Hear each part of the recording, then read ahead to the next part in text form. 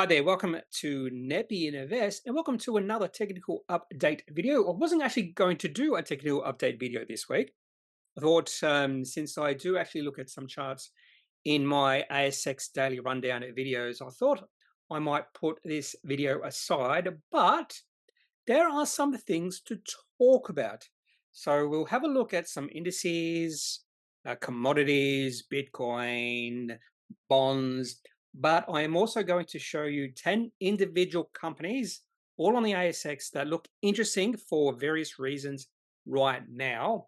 So that's the only thing I have done in this video is I pared down the amount of individual companies I'm going to look at because I don't want this video to be too long. I am actually going to be recording another video after this one, and I will release that video, a standalone video on a company called Ecumentis, looking at their half year and their Appendix 4C for the previous quarter. I'll release that video tomorrow morning. Anyway, let's start this video looking at some indices, including a new one, Nikkei, because it's been in the news recently, all-time highs. And we're talking about 30 years ago, the Nikkei reached an all-time high, and it's taken that long to get back up to those levels. So a really interesting chart. But the Nikkei has been in an uptrend for about 12 years. It's just taken the Nikkei a long time to get back up to those really bubblish levels back in 1990. But before we have a look at the Nikkei, let's start with the XGO. And there's a few interesting things in regards to the XGO. So a down week, I believe it was down about 2.2%, 2.25%. The worst week since September. So we're talking about 6 months ago, or the worst week in 6 months. But also the week had the worst day in 1 year. That was on the Monday. The XGO was down 1.82% on the Monday. And that was the worst day since March 10th of last year, maybe even, March 10th of last year. And March 10 last year, it was down 2.3% and kept on falling for about a week after that. And it did look like Friday was going to be a bad day, but we had a really good recovery. In fact, the XGO bounced off support level, and that is actually very encouraging and quite bullish. And you can see that just in the one-day candlestick.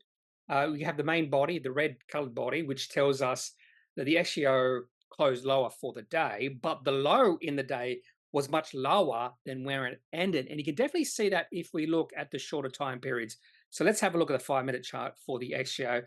And you'll be able to see it sold off fairly big in the first, say, 30 minutes. It reached its low at around about 10:25, so about an hour and a half after the markets are open. That's Brisbane time. So market starts at 9 a.m. Brisbane time. And then we saw a nice little rally. And this dashed line is at support level. So I actually did fall through the support level at about 10 a.m. And that sort of was a false break. And then it fell because people thought, oh, it's broken through this support. I have to sell whatever I'm selling. And then it recovered quite quickly. And it was only down below that support level for about 2 hours, or just shy of 2 hours, and then kept on rallying through the day until the last about 30 minutes. Then we saw a little bit of sell-off, which is sort of understandable. You sometimes do see that on trading days. Anyway, so a fairly bearish looking start to Friday, and it ended up pretty well. But whether it translates also to Monday remains to be seen, because the overseas exchanges were down a little bit. I'm having a look at the NASDAQ, down 1.15%, Dow Jones down 0.5%, but the Russell 2000 was actually up 0.4%. So go small caps. Small caps did really well. Okay, so that's really interesting for the XGO. The worst week we've had for 6 months, the worst day we've had for 1 year, but the bounce at the end of the week in the last few hours of trading was an encouraging sign for the Australian markets. XSO, fairly similar to the XGO, but still looking fairly bullish, I'll tell you that much. And I'm waiting for the XSO to break above about 3,100, that level. And at this moment, it's 3,033. If it breaks about 3,100, that will be a fairly bullish move. Now onto the American markets. I've already said that the NASDAQ's down 1.15% on the Friday, largely led by the bigger companies on the NASDAQ, because the Russell 2000 was actually up, which means the small caps did really well, but the large caps did worse. And in fact, the NASDAQ's had 2 down weeks. Yeah, 2 down weeks. So if you've been holding NDQ, the Nasdaq 100 ETF, you've probably done badly. In fact, we can confirm that NDQ, not the indice, but there we go. Beta Nasdaq ETF, exactly the same ticker code as the indice, and well, it did have a bad week last week, but in fact the NDQ was actually up this week, which is weird when the actual indice was down in the week. But maybe that's because on Friday, and maybe there will be a bit of a set off in the NDQ ETF on Monday. But if you do look at the weekly chart for the indice, it's still almost, it's coming off all-time highs, but nothing to be too concerned with the Nasdaq at this point in time. You always expect a little pullbacks now and then. It happens all the time. Just look at the bull run from the COVID-19 financial panic to its highs in late 2021. We had numerous pullbacks during that period, or that bull run, periods where the Nasdaq was down 5% in 1 week. Yeah, 5.5% in this particular week. So it happens. Even back in 2018, there was a pretty good pullback. I think it went down about 10 to 20% late 2018 because of concerns interest rates were going to start rising. So it still looks pretty good, Nasdaq. Now onto the Russell 2000. This is a small cap index, and that broke out a few weeks ago and it's tested the support level again on the Friday, and we have seen a little bit of a bounce. So looking much better, the Russell 2000, than what it has for a while, because it's just in this trading range for the longest time. So looking pretty good. The Russell 2000, Dow Jones is also looking really good, fairly similar to the Nasdaq. Been going sideways for the last few weeks, but that's understandable after having such a good run. If you look at the weekly chart for the Dow Jones, that's a beautiful looking chart as well. Now onto the Nikkei. Nikkei 225. Not sure what exactly I should be looking here in terms of indices, but this one shows you that the Nikkei has been in an uptrend, or is still in an uptrend. It's been an uptrend for a while. This is the weekly chart, by the way. So that dip, COVID-19 financial panic dip, but no more significant dips after that. And every so often, the Nasdaq goes on a beautiful run. We saw that in late 2020 into early 2021. Then it went sideways for the longest time. Then we saw another nice little run midway through 2023. Then went sideways, and we're just now maybe at the end of another really good run. But the chart I want to show you for the Nikkei is the monthly chart. This goes back all the way back, to the 1970s. And in fact, the Nikkei was on a massive bull run from the 60s all the way through to 1990. But the first week, like the last month of 89 or the first month of 90 was the high. Just look at that, massive run, and then it collapsed. That was definitely a bubble, and then it collapsed, and the bear run went from, we'll say the start of 1990, the bear run continued all the way through to 2010 to 2012. So a 20-year bear run, and that just shows you that that was a massive bubble. But the Nikkei has been in an uptrend ever since 2012, 2013. So it's been in an uptrend for about 10 years, and finally it's reached its all-time highs. Finally, it's been in the news, reached its all-time highs. There we go, draw the line, all-time high. And I think it closed below its all-time high. So it did get to its all-time high, but now has closed below its all-time high. Let's have a look at the daily chart. Yep, so it went above its all-time high a few weeks ago, and now is below it. But a little bit of a pullback, which is understandable because it's been a beautiful run. Otherwise, or since, it's been a beautiful run since November of last year. So that's the indices. I could have a look at the FTSE or the DAX, but I'll just stick to these indices for now. Now to commodities. Always start off with gold. So gold broke out. What's gold doing now? We'll have a look at the daily chart first, or maybe only look at the daily chart, because it has broken out. The breakout level was around 2080, a very important level for gold. It's been an important level for a few years, maybe 3 years, and it has struggled to get above that level. Finally, we got above that level on pretty good strength. If I click on these, it shows me some economic indicators. I did not know that happens in TradingView. So the Michigan Consumer Sentiment preliminary results, 76.5, forecast 76.9. So that's gone down a little bit. Building permits, that's coming out on the 19th. I did not realize this was in TradingView. You can see when some important economic decisions are being made. So the Fed interest rate decision being made on the 21st of March. Fed press conference on the same day, and tells you also the time, 4 o'clock local time. This is something I discovered in TradingView the other day when I was looking at one of the indices. There's got these little flags down below. I think the little lightning symbol above those flags just gives you some of the latest news in regards to whatever you're looking at. So in this case, it's gold. So daily FX 5 hours ago, gold price forecast, Fed in spotlight, bullish explosion or crash ahead. Well, take an each way bet there, or maybe they answered that in the article. Gold beans all the rage with China's Gen Z as deflation bites. US stock slump led by mega caps. There we go, mega caps. Yeah, the big caps. Head of Fed meeting. Anyway, so that's something interesting I found on TradingView. But gold looks fine. Gold looks pretty good. Nice little pause in gold over the last 4 or 5 days. That's after a really good run. That's really good to see. I wouldn't be surprised to see gold push back to 2080, test that level, and then push higher. If it doesn't, that would be even more bullish that it doesn't test that, because that means there's not a lot of sellers out there. That's a good sign, possibly moving forward.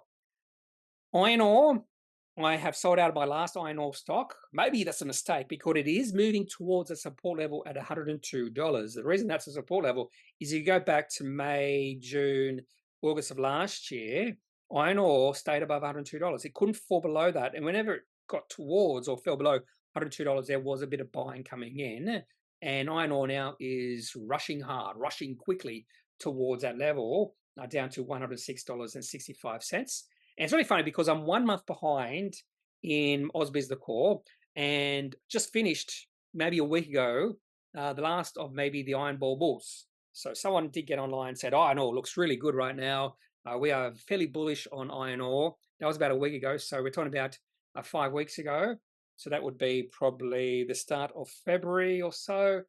And yeah, I sort of can understand that. If you go to start of February, it wasn't necessarily in a downtrend at that point in time, but around about the 31st of January through to the 2nd of February, we started to see some bad signs, and those bad signs in a shift in sentiment in iron ore looks like it has come true, because it took a massive nosedive since then. So all out of iron ore right now. I'm just want to see what happens when it gets, or if it gets to $102. Doesn't necessarily mean it will get to that level, but at this point, it does look fairly bearish.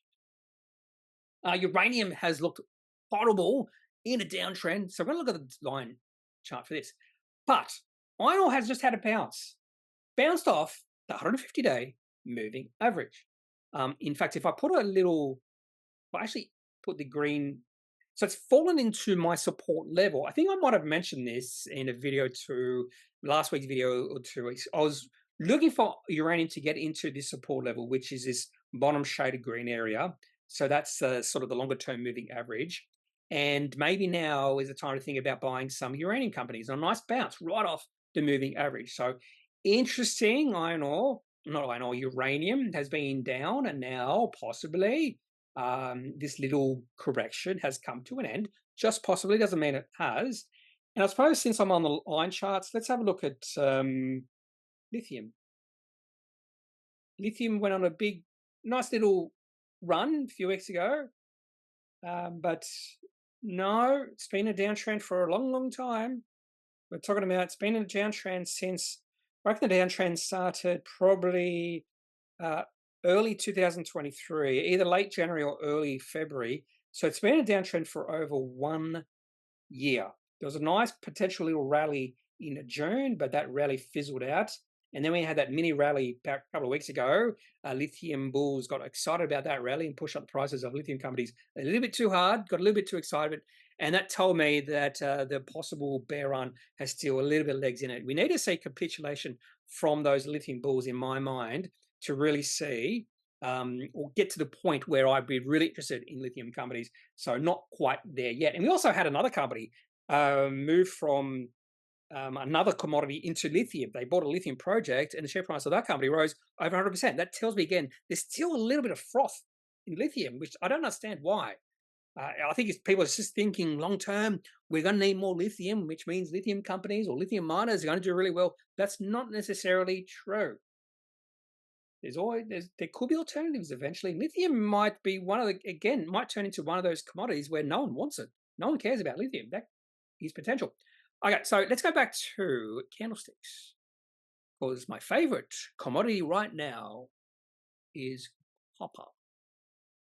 Beautiful. Oh, beautiful breakout copper. This is actually what you want to say. The breakout happened a few days ago. I think it was on the Wednesday. Was it Wednesday or Tuesday? No, the Wednesday breakout. Nice little pause on the Thursday and a really good day on the Friday, up another 2%. This looks really good. Last time copper was this high was back in April of last year. So we're almost at a 1-year high for copper.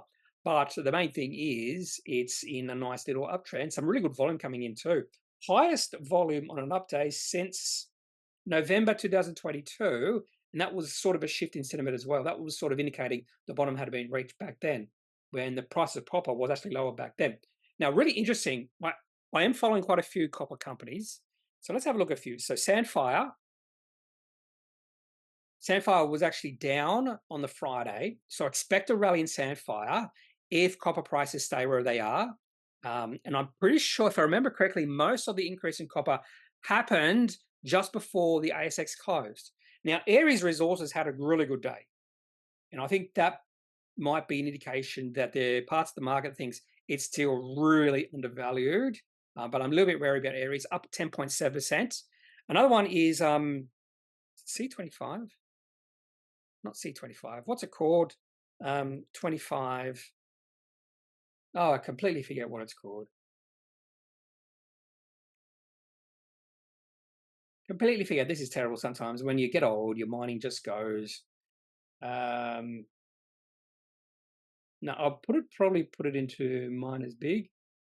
29M, that's it, 29M. I knew 29 was in there. That had another okay day, but that's been in a nice little run recently. Share price of that company has gone up about 30% in the last 3 days or so. So that's 29 Metals. We also have Sandfire. And the company I own in the copper space is Hillgrove. They've just gone to commercialization or production, not commercialization, production. They did a, I don't want to be overly critical of management. They did a really bad capital raising, in my opinion. After share price had fallen a significant amount, share price went from 9.5 cents down to below 7 cents. And then they announced a capital raising. You might say, well, maybe parts of the market knew this capital raising was coming, and the share price fell below the capital raising price, went sideways, and then the share price rose 12% on the back of copper prices rising, and then it fell 6% on Friday.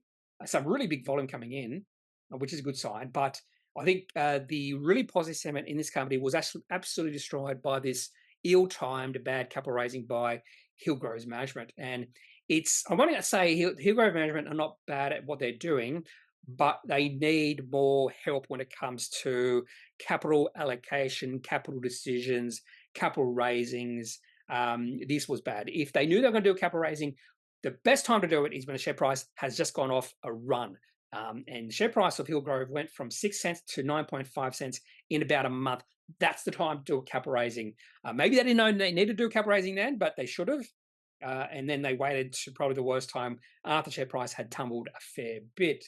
So that's what I'm going to say in regards to being critical around Hillgrove management.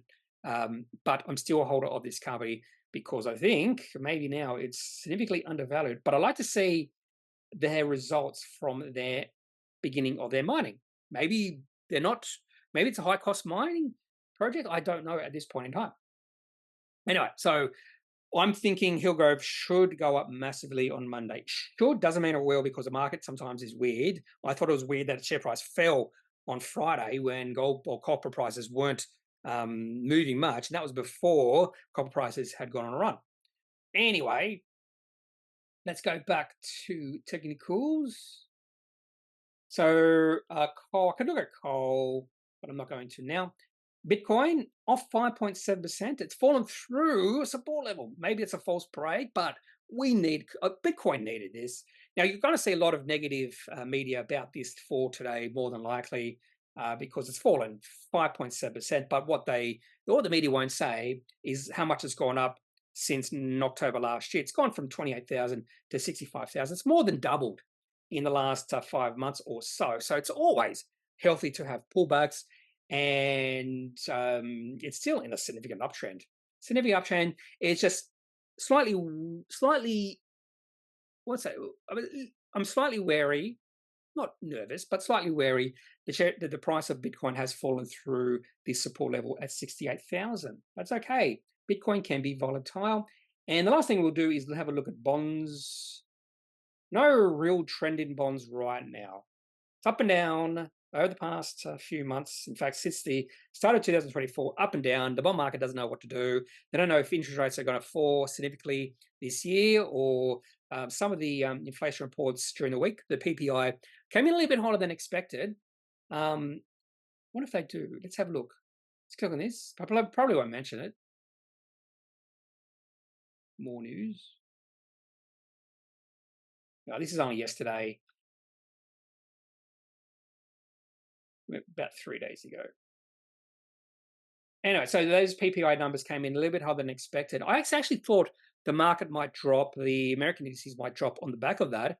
And one of the reasons they stated why the ASX fell significantly on the open as Friday was because the PPI numbers came in a little bit hot. But those PPI numbers came in, if I remember correctly, before trading began on the Thursday session in America. And the NASDAQ didn't drop all that much on Thursday, if I remember correctly. Dropped a little bit, but only 0.3%. So those reasonings behind why the Australian markets fell a lot on open, slightly higher than expected PPI numbers, doesn't really hold water with me. Maybe I'm wrong in regards to timing. Maybe it was actually towards the close of trading. Maybe I had my times wrong. Or maybe it was after trading had finished for the day. Maybe that's why. Anyway, so that's all in regards to bonds, commodities, indices. Now let's have a look at 10 companies on the ASX. Just want to share ideas with you. That's all I want to do. First company is BHP, but before we have a look at BHP, this is their chart.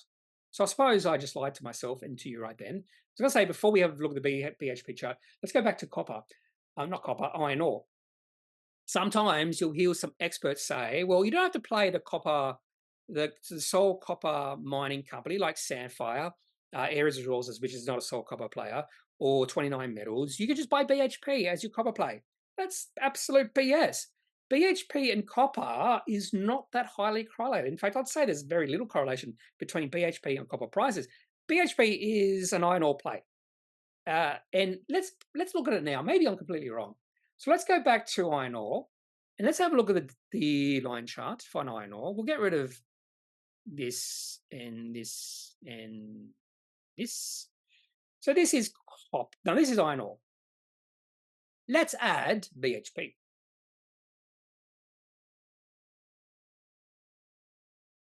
Actually, no, I think I did that wrong. I think I want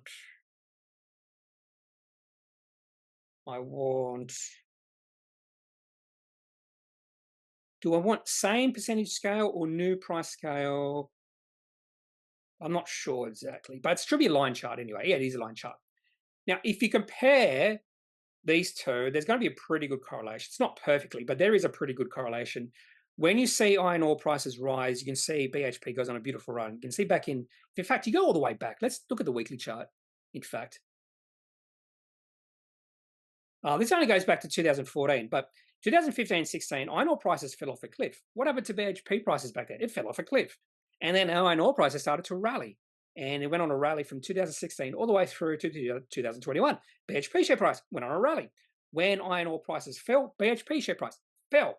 So there's a really good correlation between the two, iron ore and BHP, because the majority of profits and revenue that BHP generate is through iron ore. I won't say they're completely dependent on iron ore, but you can't say if you want to, play in the copper area, buy BHP. No, that's not how it works. So let's have a look at copper. See if there's a relationship between copper.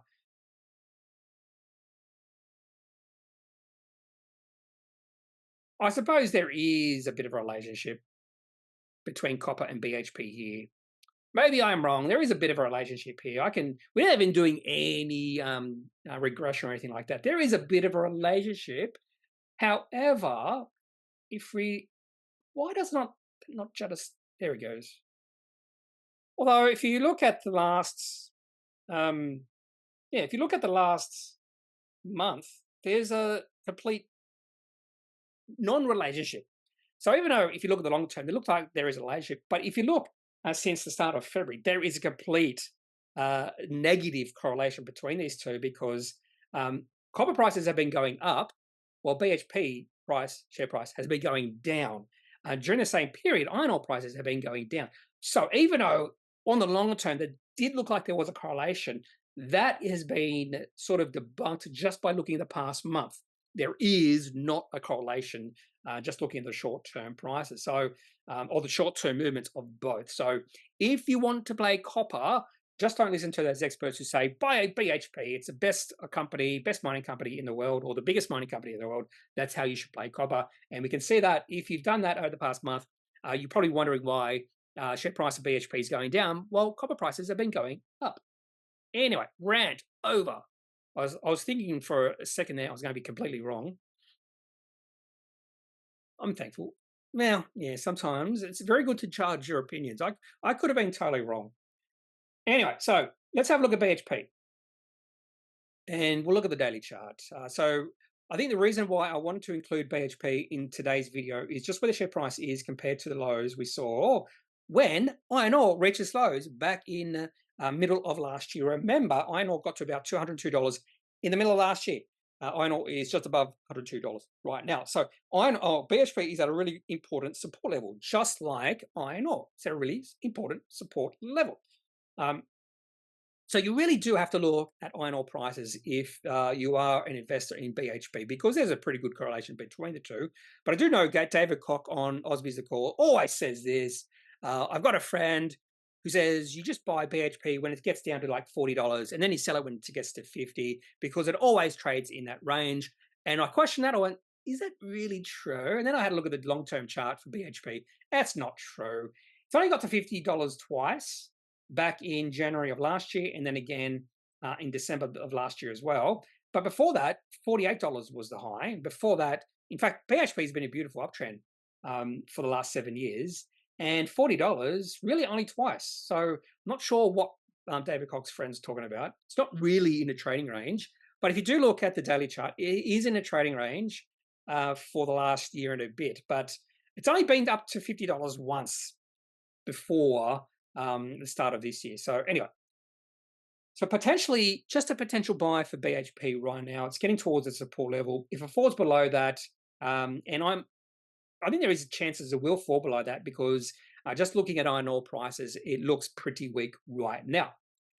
So let's move on to the next company called Enero, ticker code EGG.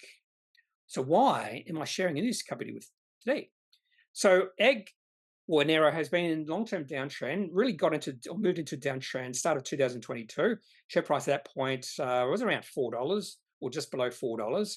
The company released some really negative results in February last year. Share price on that particular day fell 22.6%. That was an automatic sell. And share price has continued to fall from that date all the way through to towards the end of 2023.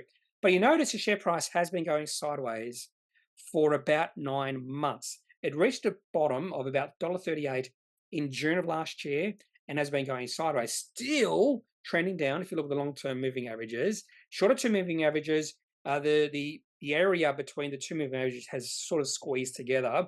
If you're a fan of Bollinger Bands, you'll probably notice that the Bollinger Bands are squeezing together. That's a sign there is lowering volatility in a company.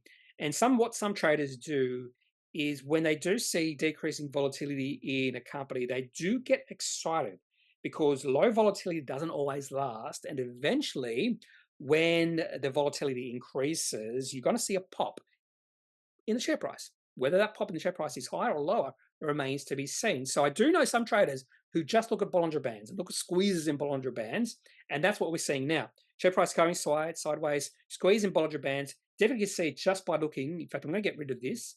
Definitely see that just by looking at the shorter term moving average, just going sideways. There is a change in colors. They're squeezed together. And then we also have the 150-day moving average moving towards that moving average channel. So this is definitely a signal that if the company releases something positive, you're going to see the share price pop up. That would be an automatic buy, in my opinion, because if the share price pops up to, say, $1.90, that would be a long-term high.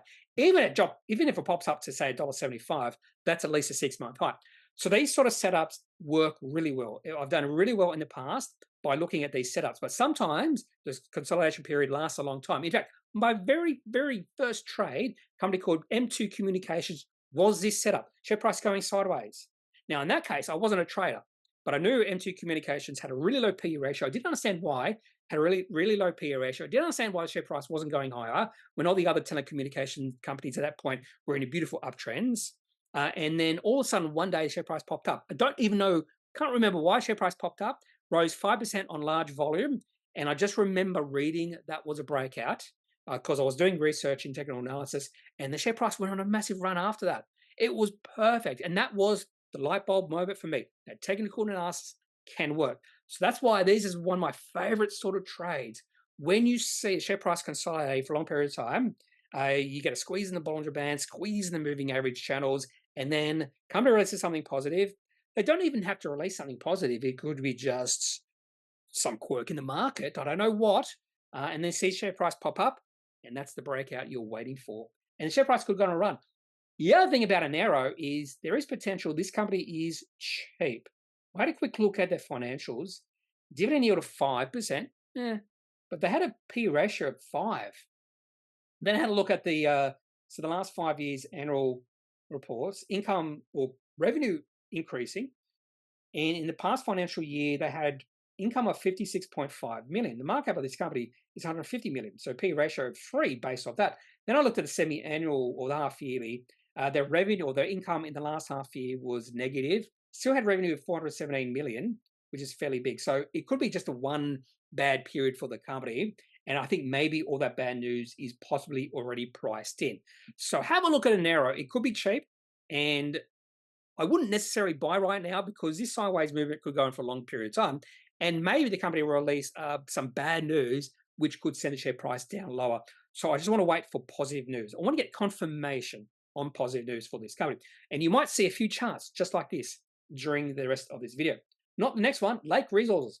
Don't know why I wanted to show you Lake Resources, except the share price is in a horrible downtrend. A really bad day, really bad week for Lake Resources. Down 14% last week and down a further 36.5 this week. Did they do a capital raising? Let's have a look at the news. Why Core Lithium could find itself in even deeper waters 3 days ago. Lake Resources raising up to $20 million. Not a lot, $20 million. Now, I think the reason why I wanted to share Lake Resources with you in this video is the share price is down to 7.3 cents. Share price has fallen from a high, a maximum hype in this company, of $2.60 to 7.3 cents.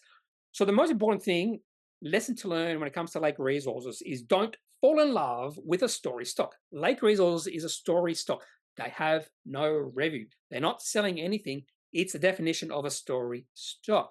The other reason I want to show you this is if you look at the weekly chart, and if we go all the way back to when there was negative sentiment in this company before the start of the bull run, the breakout. That breakout happened in September 2020. In one particular week, at the start of that breakout, share price went up 54%. But before the breakout, the share price of this company was around about 3 to 4 cents. So the share price of this company is getting to those levels that we saw during that negative lithium period from 2019 to 2020. And you can see the share price of Lake Resources went from a high of 30 cents all the way back down to 3 cents. So this company, just by looking at the chart, go through these cyclical periods, and possibly we are moving towards maximum negativity in this company. But there is still potential for this company share price to fall even further from here. So even though I'm sharing this company, I don't think this is a buy just yet, particularly after 2 bad weeks.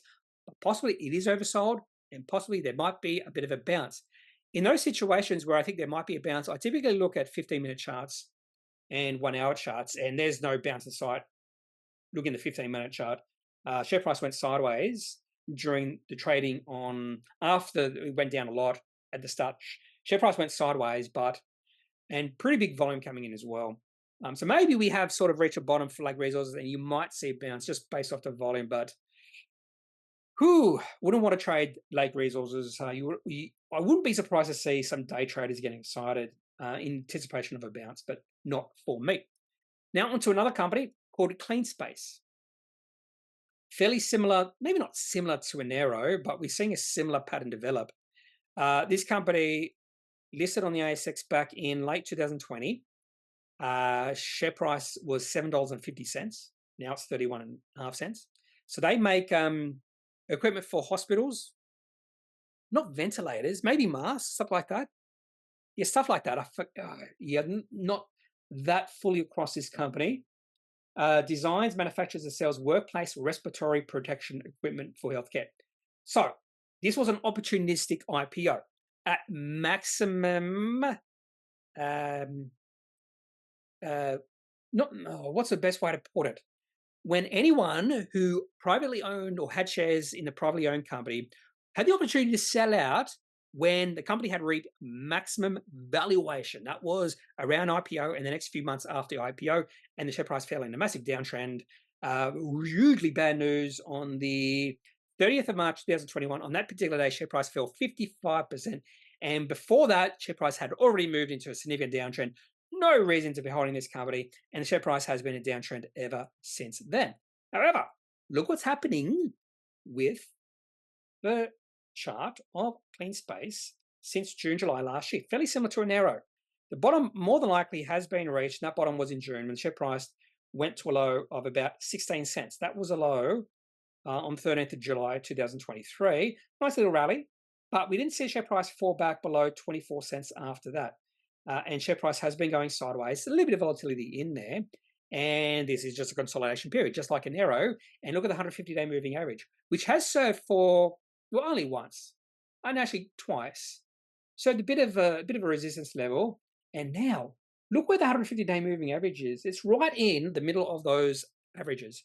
Now, I've been talking about Bollinger Bands. I might not be able to include Bollinger Bands because I have limits to how many Bollinger Bands. So you definitely sees a squeeze. So here, if you go back and look at Cleanspace back in January of last year, you can see the Bollinger Bands between the top one and the bottom one. There's a big difference, big area between the two, distance, whatever you want to call. So that means there's a fair bit of volatility during this period. And there was a fair bit of volatility. Share price on one day rose 81.8%. The next day fell 10%. And even before that and after that, a lot of volatility. But that volatility is now is decreasing. That's why these two Bollinger Bands are narrowing together. And you probably see the same thing with Enero. The Bollinger Bands are squeezing together. So get rid of Bollinger Bands now. I don't really look at Bollinger Bands. I don't really need it because you sort of just visualize it just by looking at the chart. So Cleanspace is fairly similar to Enero. Now, Cleanspace, I'm not going to say this company is cheap because it's not profitable, if I remember correctly, but the company has a value of $24 million. So I'd say maximum negative sentiment has been put into this company.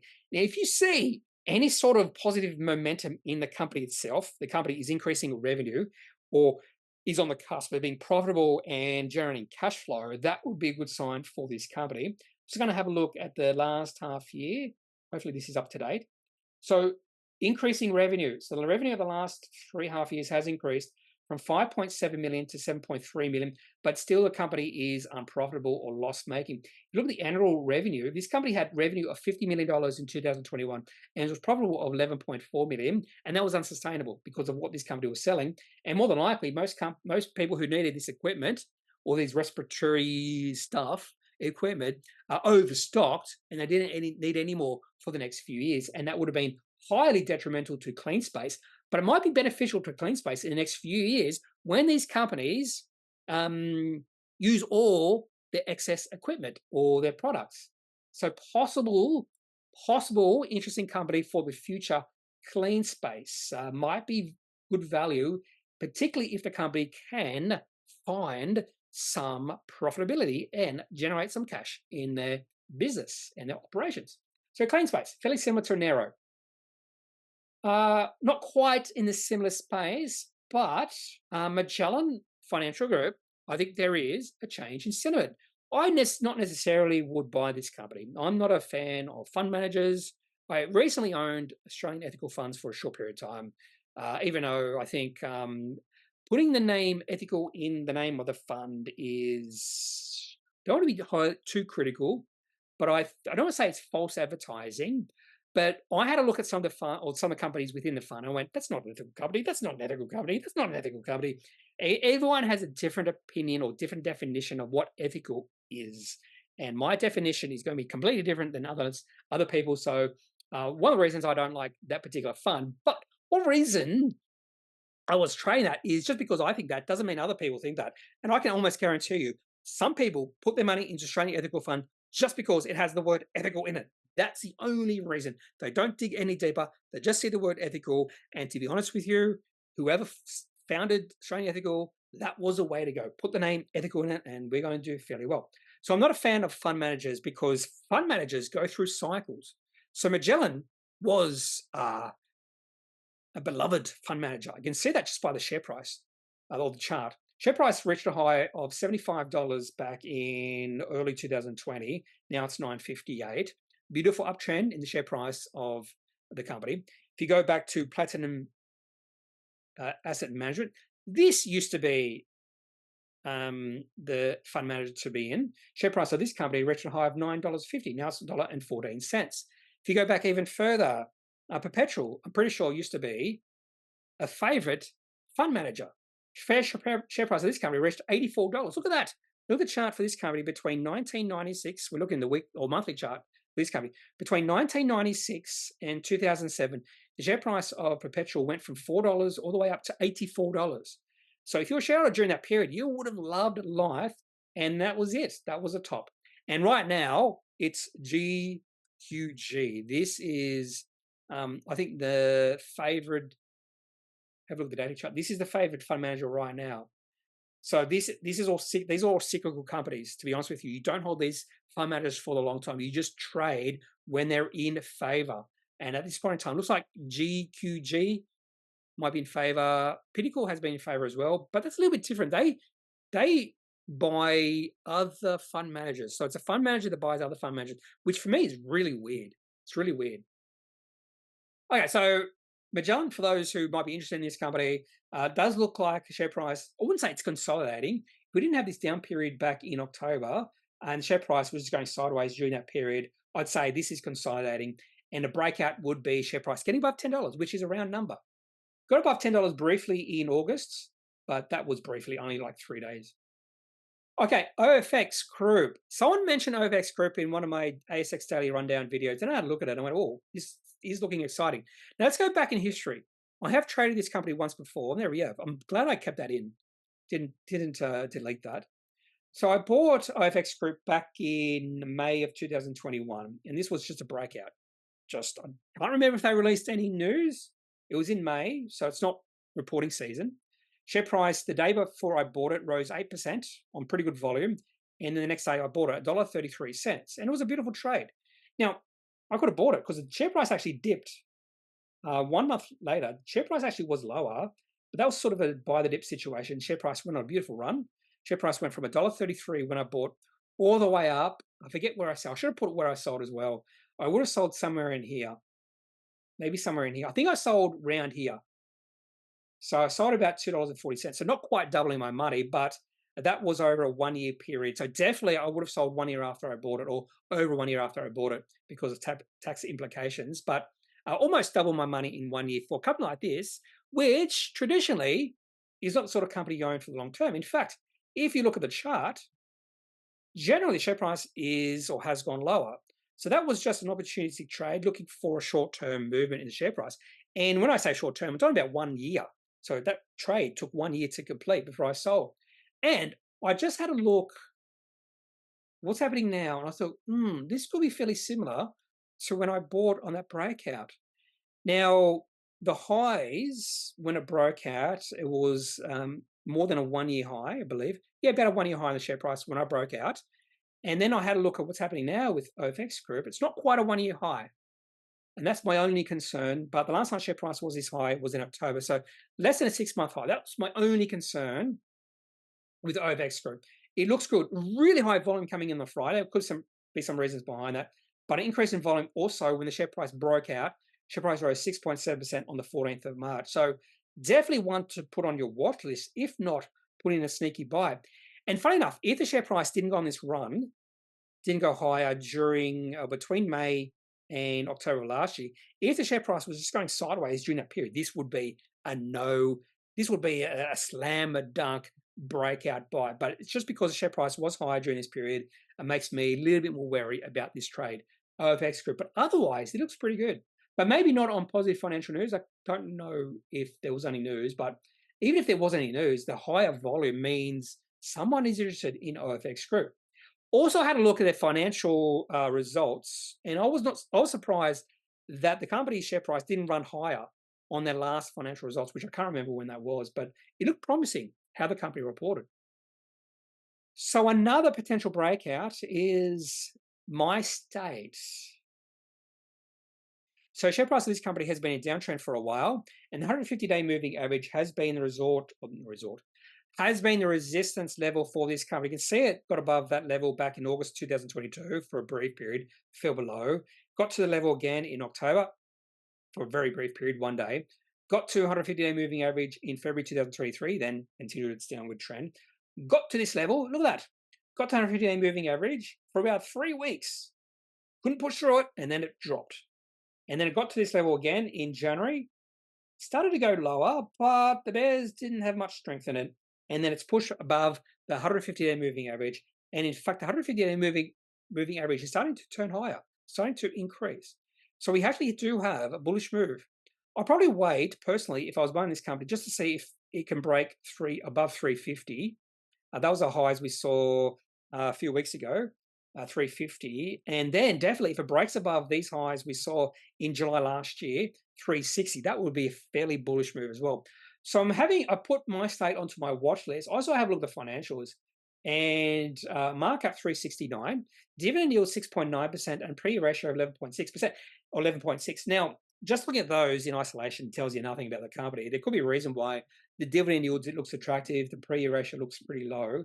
Also had a look at the semi-annual numbers, and revenue has been an uptrend for the last 4.5 years. So it's gone from 96 million to 247 million, but profit has been sort of flat. And you can see the margins decreasing. So one thing I'd like to see, if I was just looking at the financials in this company, and that was my main determinant whether buying shares in this company, would I want to see margins starting to increase, but margins have been falling. So even though revenue has been increasing nicely, margins have been decreasing, and that's put lid on profit increases. I don't know much about this company, except there's something to do with financials. But when you look at the longer term chart, possibly the bottom has been reached also. So maybe maximum negative sentiment has been achieved in this company, and maybe that sentiment is starting to shift right now. Woodside. So I'm a little bit, I wouldn't say bullish on oil, but not as bearish. Did I show you oil before? Yeah, I did show you oil. And the main thing about Woodside is just where the share price is right now.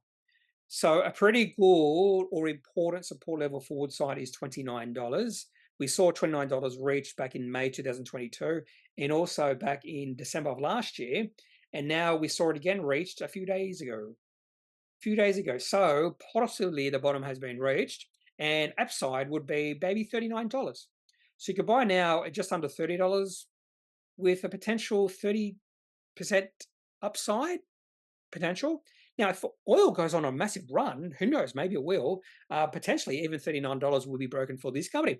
Now, I would not classify Woodside as a high quality company. In fact, share price was significantly higher than it is now back in 2008. This is the monthly chart.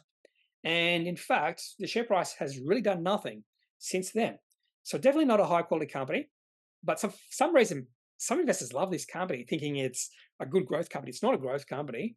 I probably would prefer maybe Karoon, but Karoon looks blah. But if I thought oil was going to run, maybe Karoon Woodside would be to a play. Santos looks pretty ugly. And maybe the main reason Woodside is just because it's bouncing or trying to bounce off the support level. It did bounce off on Monday or Friday, I mean. This is like a perfect bounce. Hit the level, bounced off it almost immediately. Technical analysis works because I won't say it's self-fulfilling prophecy, but there are a lot of investors who know that $29 for Woodside is an important level. And I also know $39 is an important level as well. If the share price rises to $39, you will see some selling come in at that point. Next company is APA Group, and fairly similar to Woodside. Let's have a look at the weekly chart for this company. So I've got two lines here. So extreme negative would be about $7.50. That was the lows we saw back in 2016. But very rarely has the share price of this company fallen below or below $8. So whenever this company gets below $8, in that range between 8 and 750 over the past 7 years, that was a buying opportunity. It got into that range back in 2018, fell to $8 or just above $8 during the COVID-19 financial panic, got very close to $8 in October 2021, reached $8.20, fell to $8 back in October last year, and then there was a bounce, beautiful bounce, and recently looks like it might be bouncing off that zone as well. This would be an infrastructure play, sort of like a box bond proxy. Some of the financial metrics looks interesting. So $10.5 billion market cap, dividend yield of 7.8%, price earnings unit ratio of 9.